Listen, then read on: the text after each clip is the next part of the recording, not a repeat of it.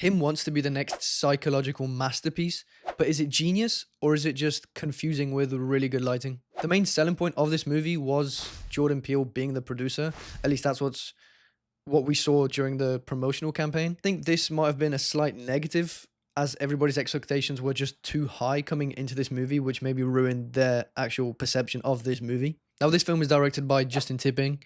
It features Tyreek Withers, Marlon Wayans, and Julia Fox.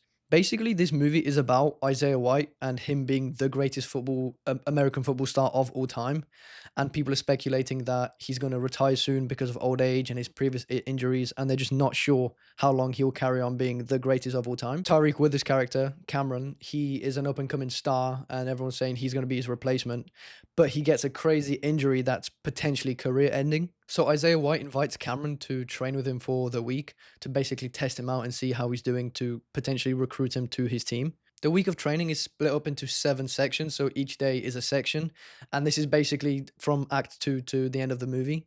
I think personally, this movie is very metaphor heavy and technical.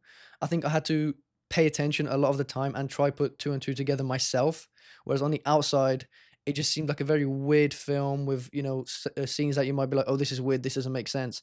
Whereas the scenes were meant to be as like metaphorical scenes linking to ideas or concepts throughout the movie that you just had to put together yourself. Now, this movie has a lot of weird scenes where Cameron's character dies or gets attacked, but then immediately wakes up. So it's kind of like a fever dream, it's like a dream. So we're not really sure what's happening, whether it's real life or not.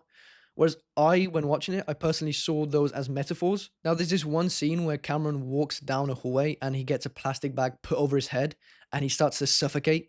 To me, when I saw that on screen, I was like, oh wow, it's showing us him suffocating in real life because he woke up right after that. He wasn't actually dead, but it showed us like how Cameron is suffocating, whether that's in his environment right now or because he's away from his family. Now, the main theme of this movie is what will you sacrifice to become the greatest of all time? The movie really leans into this and is basically the main theme of this movie. I feel like Isaiah White is constantly pushing Cam to new limits and testing what will he do to become the greatest. Now, we see a lot of goats throughout the movie as like placements and reminders, greatest of all time. Every time they say it, there's almost like an emphasis on goat. It is really the sole focus on this movie as what really truly will you do? Who will you sacrifice? What will you give up to become the greatest of all time? Now, there was this one part of the movie where Isaiah White said you basically have to kill yourself and leave everything behind to become the greatest of all time.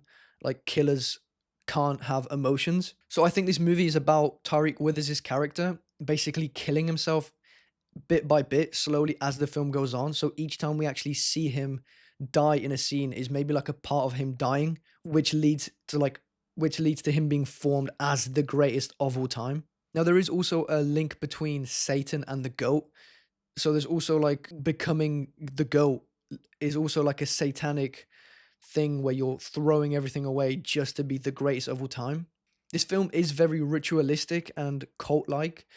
Basically, Isaiah White is this like godlike figure where everybody worships him, and it's like this mindset of being the greatest of all time and how everybody worships you and what that does to the greatest of all time, like what that does to your mindset, how you see everybody as your follower and you kind of can do whatever you want. Now, this links really well to the Jesus comparison in this film. They did this incredible scene where they recreated the Last Supper, and this was shown throughout the movie because there was a lot of cult-like and religious-like worshipping throughout the movie of Isaiah White's character. Now, I think throughout this movie, Tyreek Withers' character basically decays over time and continues to, kill parts of himself off.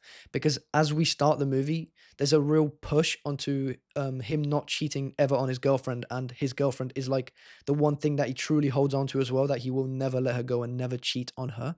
Now, the further we get down the movie, the more and more he starts thinking of other girls and partying with other girls until he finally ends up cheating on his girlfriend, which was basically the very end of the movie and the final breaking point for his character. As I said, I think this movie is very metaphor heavy and technical. I think you really have to analyze the movie and put two and two together yourself. So when you find the links, you're like, oh my God, this is crazy because this links to this links to that, this links to this. And it really makes the viewing experience more fun. I think the base film itself is still pretty good. I think it's a little bit weird at times, but I think once you start reading into it and try to understand different parts of the film, it makes it really good and technically like really advanced. I do definitely recommend this movie to absolutely everybody. I do again think it's a very technical film, so don't go into it thinking it's going to be in a masterpiece where there's crazy action sequence. I think it's a lot of metaphors that you really have to, put two and two together yourself. Now let me know if you enjoyed this movie and if you read any scenes differently to how I read the scenes and maybe how that affected your viewing experience.